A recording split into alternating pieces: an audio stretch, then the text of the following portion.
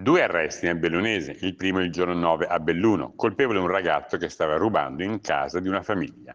È un arresto per rapina impropria a carico di un soggetto italiano neomaggiorenne incensurato che l'intervento è nato a metà pomeriggio quando un signore bellunese, rientrando presso la propria abitazione, ha visto che la porta di casa era semiaperta e vi era appoggiato uno zaino che non ha riconosciuto come familiare.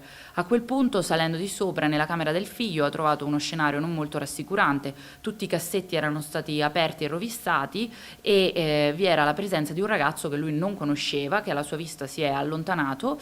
Lui ha cercato di bloccarlo mentre chiamava il numero di emergenza, ne è scaturita una colluttazione all'esito della quale il proprietario di casa ha riportato lesioni giudicate guaribili in 10 giorni e la frattura di una costola. Il 19enne bellunese, incensurato, è stato tratto in arresto per rapina impropria, si era impossessato di 2 profumi di marca e denunciato per i reati di lesioni personali, resistenza e oltraggio a pubblico ufficiale. Alla fine dell'udienza di Combaida è stata disposta la misura cautelare dell'obbligo di firma. La sera successiva una pattuglia della polizia stradale aggregata da Napoli a Venezia in occasione dell'evento olimpico si è invece fermata per soccorrere un furgone Iveco Daily fermo in un'area di sosta. All'altezza del comune dell'Alpago, sulla A27 direzione Venezia, si sono fermati per dare ausilio a un furgone che era in panne su una piazzola di sosta.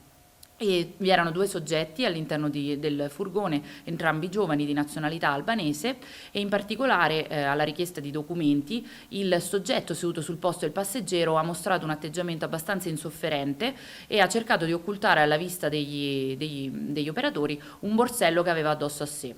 A quel punto gli operatori insospettiti hanno proceduto ad un controllo più approfondito, una perquisizione, e all'interno del borsello è stata rinvenuta una pistola Beretta 98F carica e pronta all'uso, perché al suo interno era inserito un caricatore con ben 11 cartucce, e nello stesso borsello è stato rinvenuto anche un tirapugni in ferro di colore dorato.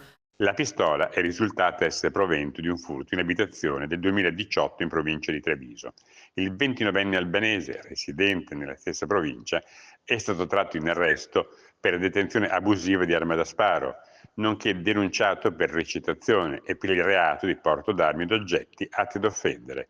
Su disposizione del PM di turno è stato condotto presso la casa circondariale del Baldiniche e quindi sottoposto ad arresti domiciliari. Stupefatto l'altro albanese, qui non è stato contestato reato alcuno.